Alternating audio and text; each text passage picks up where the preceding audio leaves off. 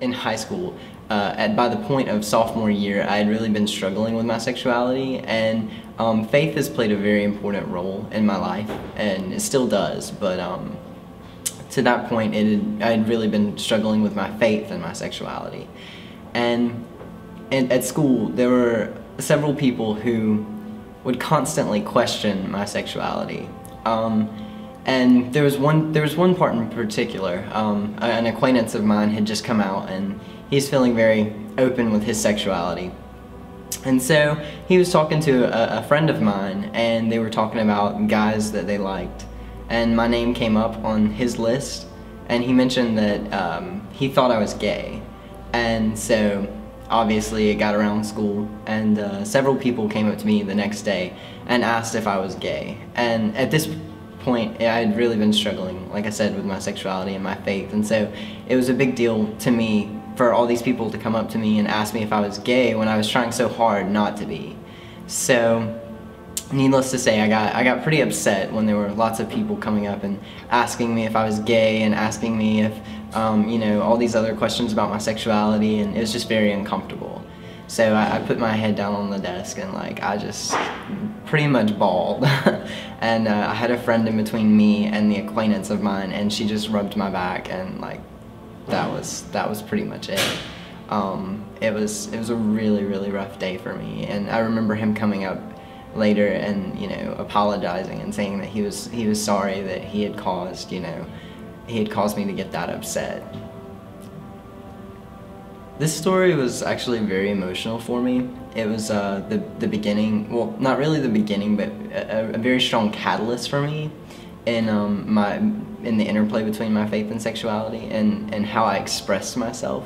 After this situation, I really started checking myself, and I was very self-conscious and self-aware of everything that I did, the way that I talked, the way that I acted around people, mannerisms, anything that could possibly be portrayed as being gay or effeminate or anything like that. I really strongly tried to suppress, and it was really hard, and there was a lot of times when I just would get very upset, and I was confused, and I didn't really know what to do, and I felt a lot of shame and guilt and fear, and it was a very emotional time for me.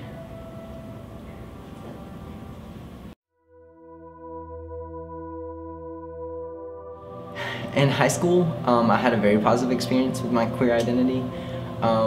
I was president of my student council and a lot of other organizations in my high school, and as such I had to organize a lot of things, and a lot of people, you know, placed me in charge of a lot of responsibilities for these organizations.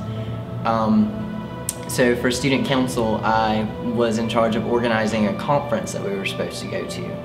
Our student council was just starting back up, so it was a really big deal to go to a statewide conference. So we did that, and when we arrived, it was pretty awesome. There were a lot of things going on, and it was a wonderful experience.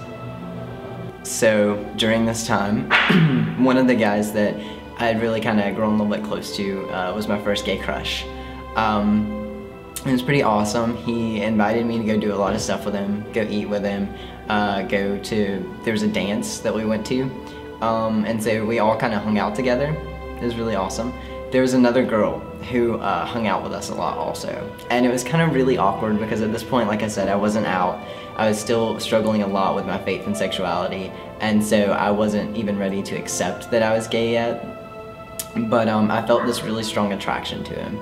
And I had suppressed that so much though that I couldn't even realize that that's what it was. I just wanted to be around him, and I didn't know why. I knew why, sort of, but I wasn't ready to accept that, you know. Didn't really want to think about that, but there was another girl who was hanging out with us, like I said, and when we went to the dance, she wanted to dance with me and spend a lot of time with me, and I just kept looking over at him, because I wanted to dance with him and just spend time with him.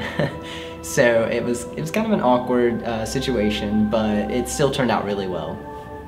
And I started walking back to my cabin, and all I could think about was this other guy that I'd been talking to, and my first gay crush, and I went back in there and took a shower after the dance and everything, and I went and found him afterwards, and he was with a group of other guys, and everyone else was kind of going to sleep because they had to all wake up early, go back home the next morning. But there's a group of about 5 or 6 of us that kind of stayed in the corner and stayed up all night and talked.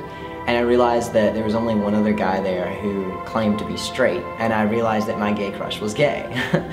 Something that, you know, I never even, you know, thought to claim that someone was gay or think that someone was gay unless they said it themselves. So when he said that, it really kind of triggered something in my head, like, wow, maybe I like him, and, you know, what's up with all these feelings that I'm having. And so it was a big step for me. And I also was met another one of these guys that was in this group, and I found out that he was Christian, and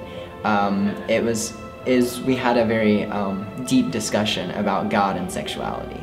And it showed me kind of for the first time that there was a way to reconcile my faith and my sexuality, and that was a huge, huge step for me.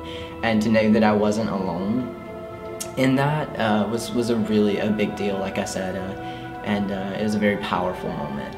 So on top of my gay crush, I also realized that, you know, God, you know, didn't have to hate me for being gay. So it was a very, very positive experience for me, one that I'm very thankful that I was allowed to have.